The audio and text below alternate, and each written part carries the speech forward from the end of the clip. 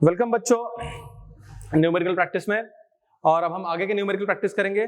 इसमें शायद थोड़े से हायर लेवल के न्यूमेरिकल रहेंगे, क्योंकि हमने अगर जब भी हम इजी लेवल सॉल्व करते हैं इसका मतलब समझ जाना कि आगे का लेवल कुछ तो भी डिफिकल्ट आने वाला है, इसलिए हमको इजी लेवल फॉर्मूले याद करने के लिए प्रैक्टिस करना जरूरी होता है। तो हम थोड़ा सा हाई लेवल पे जाएंगे आज हम इजी लेवल से। देखो प्रॉब्लम दिया बोर्ड पे, प्रॉब्लम को रीड करते पहले। The greatest height to which a man can throw a stone is h. Greatest height यानी मैक्सिमम हाइट, जहां तक वो पत्थर फेंक सकता है। The greatest height to which man can throw a stone is h, okay, and the greatest distance to which he can throw it will be greatest distance, यानी range का मुझे निकालना कितना दूर फेंक सकता है। ओके तो रेंज और हाइट के बीच में रिलेशन हमको पूछा है, तो मुझे यहाँ पर क्या रेंज और हाइट के बीच में रिलेशन रिपीट कर रहा हूँ। तो मैं अभी इसका सॉल्यूशन बताता हूँ, देखो कैसे करेंगे। देखो बच्चों सॉल्यूशन अगर आप देखोगे, सॉल्यूशन में क्या दिया है, मुझे गिवन है the greatest height to which a man can throw a stone is h। तो एक आदमी सबसे हाईएस्ट पॉइंट पर, मतलब पूरी ताकत लगाकर मैक्सिमम वेलोसिटी से फेंकेगा तो सीधा ऊपर फेंकेगा, बराबर।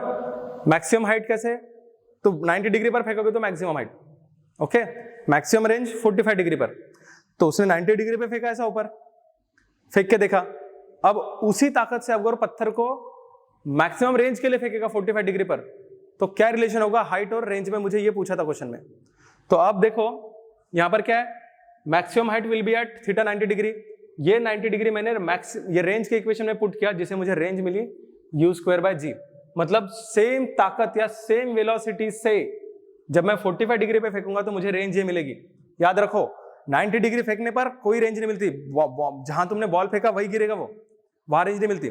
जिस ताकत से फेंका है या जिस वेलोसिटी से फेंका है उसी वेलोसिटी से तुम ऐसा फेंकोगे तो कितना दूर जाएगा, ये पूछा है क्वेश्चन में। ओके रिलेशन, तो यू स्क्वायर साइन स्क्वायर ये यहाँ 90 पुट किया, यू स्क्वायर जी मिला। यहाँ पर क्या किया, 2 से मल्टीप्लाई डिवाइड किया, क्योंकि मुझे यू स्क्वायर बाय 2g यानी हाइट है h, तो वहां पर h पुट किया, मुझे ट्वाइस h मिल गया। देखो you square by 2g, you square by 2g ये मैक्सिमम हाइट है मेरा, पुट कर दिया, मुझे रिलेशन मिल गया range equal to twice h। ठीक है, तो हम अभी अगले प्रॉब्लम को देखते हैं। देखो तो बच्चों हमारा नेक्स्ट न्यूमेरिकल देखो, नेक्स्ट न्यूमेरिकल क्या दिया हुआ है। The range of a projectile when launched at angle theta, the range of a projectile when launched at angle theta is same as when launched at angle 2 theta। जब तुमने 2 theta से फेंका उस वक्त भी रेंज सेम था, तो value of theta मुझे निकालना है। ओके तो मैं फॉर्मुलेट करके सॉल्व करता हूँ और फिर समझाता हूँ। बच्चों देखो ये सॉल्यूशन में क्या दिया है, तो रेंज का फॉर्मूला हमारे पास है u square sine 2 theta by g. Sine 2 theta है, ये लिखते वक्त कभी कभी गलती से स्क्वायर हो गया तो गड़बड़ हो सकती है। तो यहाँ पर मुझे दिया range at angle theta is equal to range at angle 2 theta.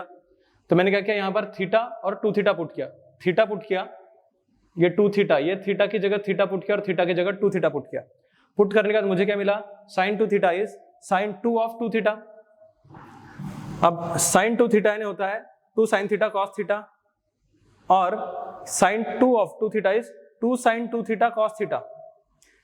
ये साइन 2 थीटा को फिर से एक्सपांड किया, 2 साइन थीटा कॉस थीटा, तो 2 sine theta cos theta, 2 sine theta cos theta cancel out हो गया, 1 इक्वल टू 2 कॉस 2 थीटा मिला मुझे। तो यहां से क्या हुआ, कॉस 2 थीटा इज 1/2 यानी 2 थीटा इज 60 डिग्री यानी थीटा 30 डिग्री मुझे मिला। ओके तो प्रॉब्लम बहुत आसान है लेकिन कंसेप्चुअल प्रॉब्लम्स है, तो याद रखो। ठीक है नेक्स्ट प्रॉब्लम की तरफ जाते हैं हम लोग अभी। तो बच्चों हमारा नेक्स्ट प्रॉब्लम है, Galileo right that for angle of projection of 45 minus theta and 45 plus theta, इन दो एंगल्स के लिए the horizontal range described by the projectile are in the ratio of. तो हमने ऐसा प्रॉब्लम पहले भी देखा था, वहां कुछ और पूछा था और इस प्रॉब्लम में कुछ और पूछा है। तो 45 माइनस थीटा और 45 डिग्री प्लस थीटा, इनके लिए मुझे रेंजेस जो है रेंज उनका रेशियो निकालना है। तो सिंपल है, मैं सॉल्यूशन बताता हूं। देखो बच्चों सॉल्यूशन देखो आप, रेंज का इक्वेशन था u square sine 2 theta by G. इस इक्वेशन में थीटा मुझे 45 माइनस थीटा और 45 प्लस थीटा दिया है, दोनों की वैल्यू पुट की। साइन 90 माइनस 2 थीटा, ये 45 माइनस थीटा को 2 से मल्टीप्लाई करना है थीटा की जगह, याद रखो। तो क्या हो जाएगा, sine 90 minus 2 theta is cos 2 theta और sine 90 plus 2 theta is also cos 2 theta. इन दोनों में देखो वैल्यू सेम है, तो मुझे 1:1 मिलेगा रेशियो। ये मेरा आंसर हो गया। ठीक है ओके, इसके बाद हम अगला प्रॉब्लम देखते हैं। ओके वीडियो स्टॉप करना बरा, वीडियो स्टॉप।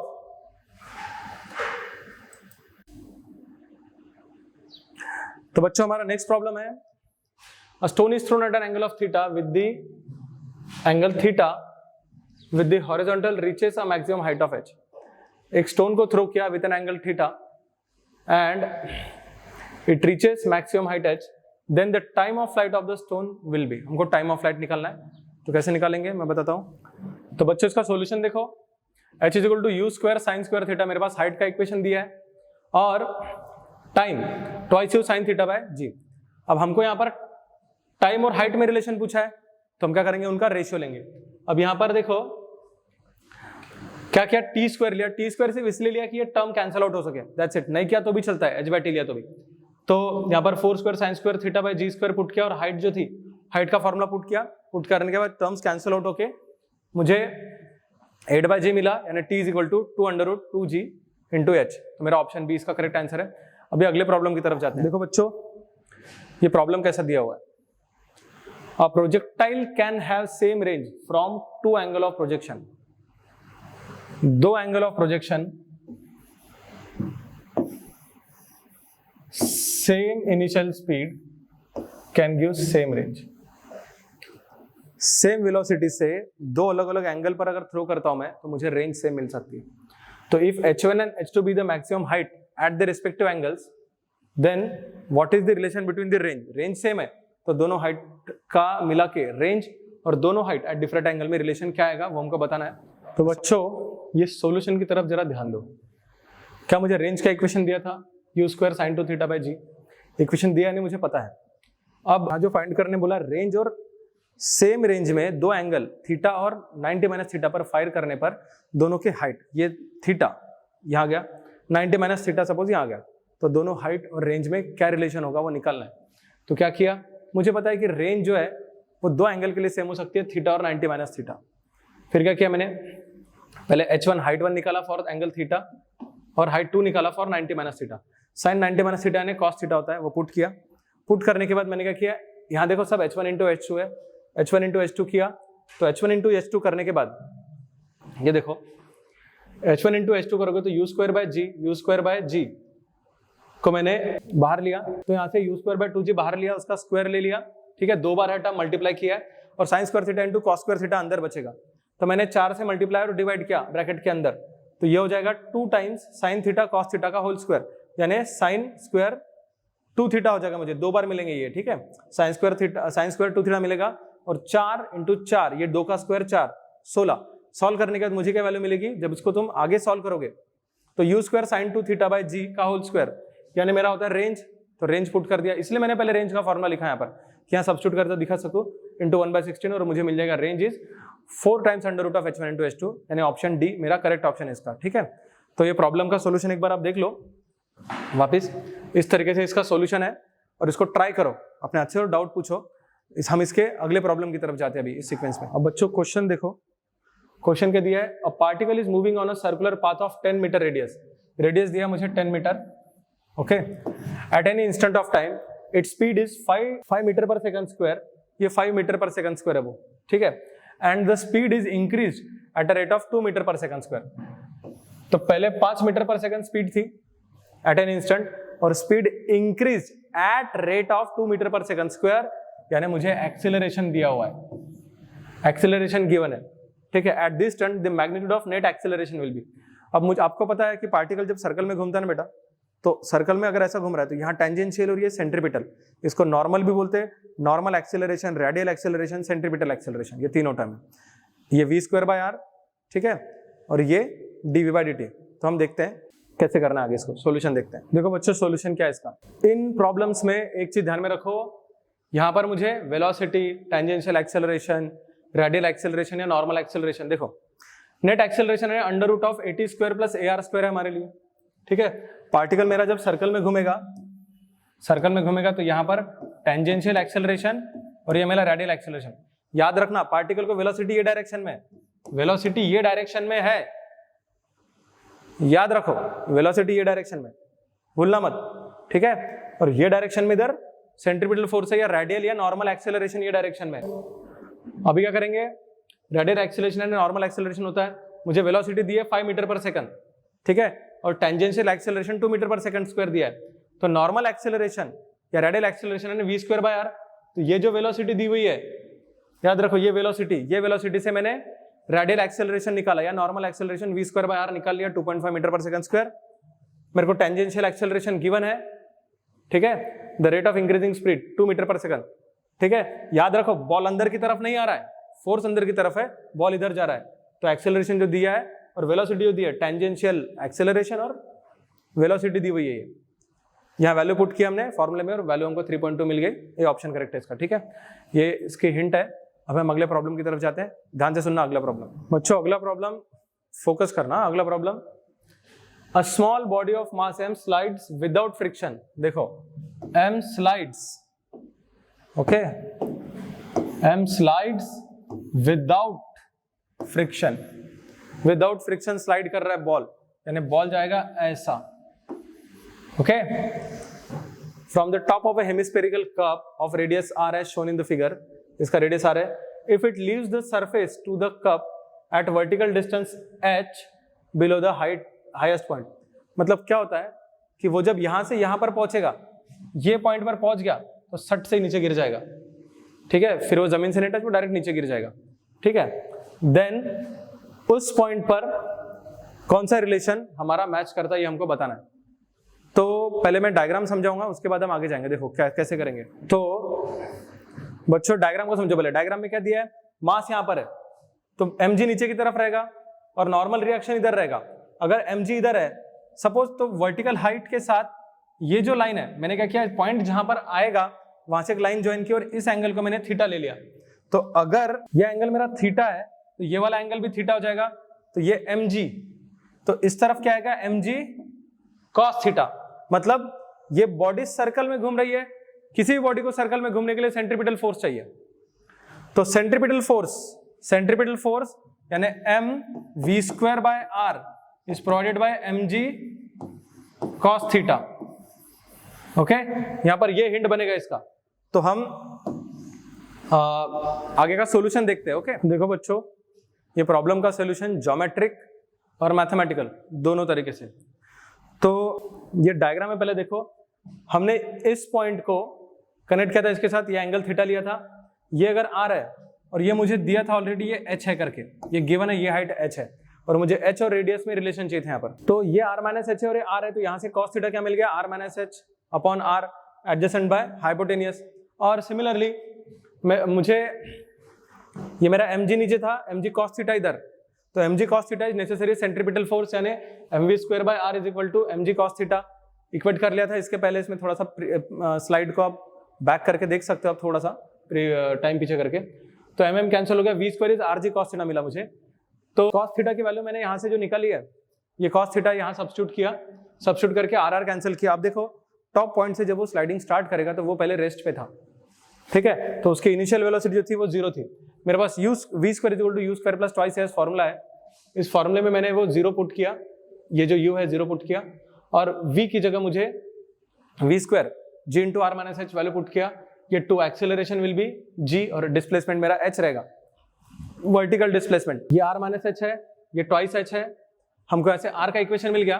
पर अब मैं जो तुमको बताना चाहता हूँ थोड़ी देर पहले, देखो याद रखो तुम्हारे दिमाग का डाउट कंसेप्ट क्या है इसमें, टॉप पर यहां पर रखा है, तो देखो इसकी वेलोसिटी ये धीरे धीरे स्लाइड हो रहा है, एक्स डायरेक्शन में स्लाइड होगा, तो एक्स डायरेक्शन में वेलोसिटी है और वाई डायरेक्शन में 0 है।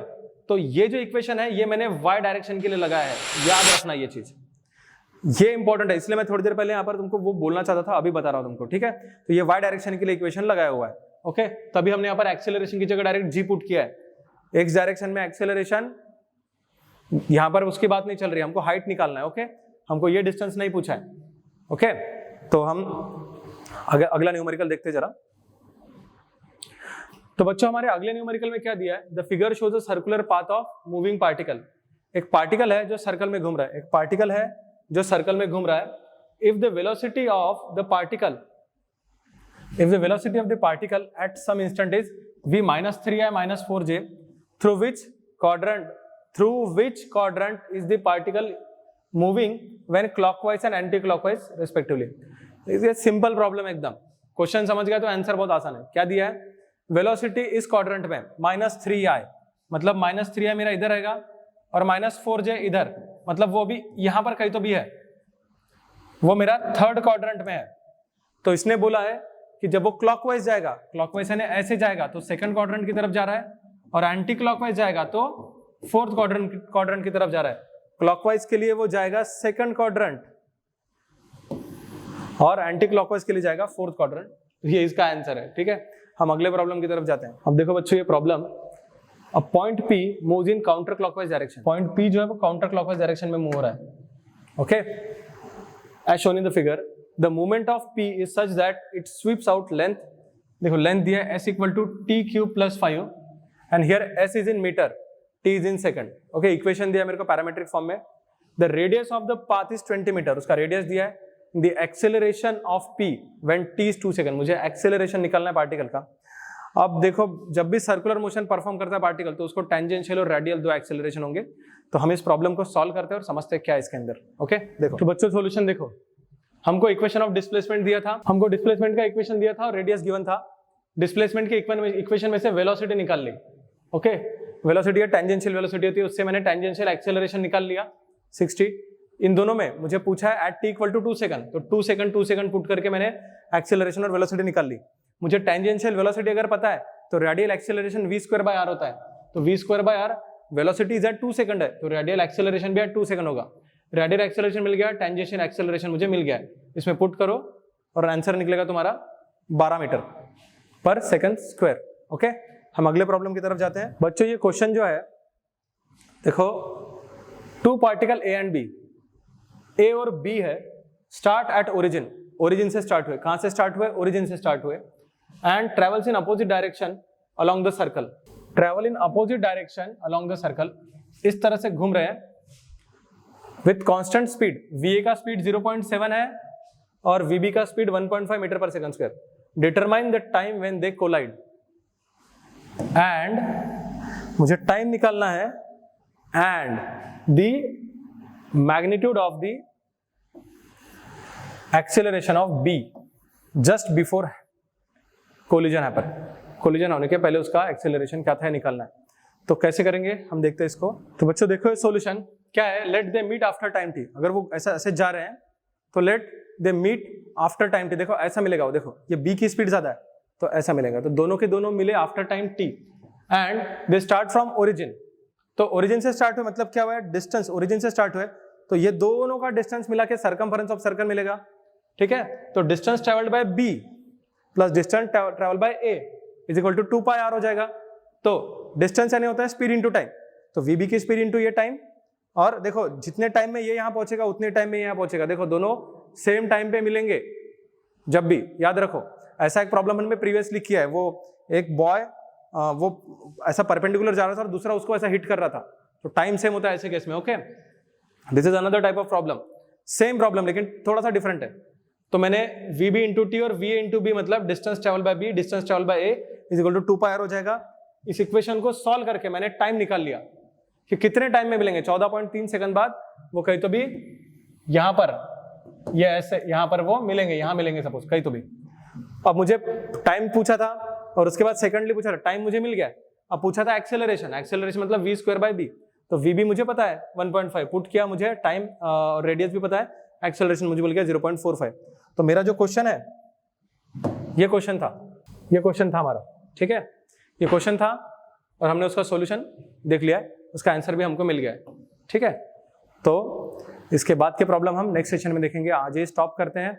देखो मैं क्या कर रहा हूँ, हर प्रॉब्लम के साथ बोलने की स्पीड बढ़ा रहा हूँ, क्योंकि बोलने की स्पीड, समझने की स्पीड, हम स्लो भी बोल सकते हैं, जितना स्लो बोलेंगे उतना स्लो न्यूमेरिकल जाएंगे, जितना फास्ट बोलेंगे उतने ज्यादा न्यूमेरिकल कवर करेंगे। ओके, आप भी स्पीड से प्रैक्टिस करो और डेली प्रैक्टिस करो। प्रैक्टिस एक दिन भी मिस मत करो, प्रैक्टिस मिस कर दी मतलब तुम्हारी सीट गई, रैंक हाथ से गया। ठीक है, तो सी यू नेक्स्ट टाइम। ठीक है, स्टे सेफ, स्टे हेल्दी। चलो बाय।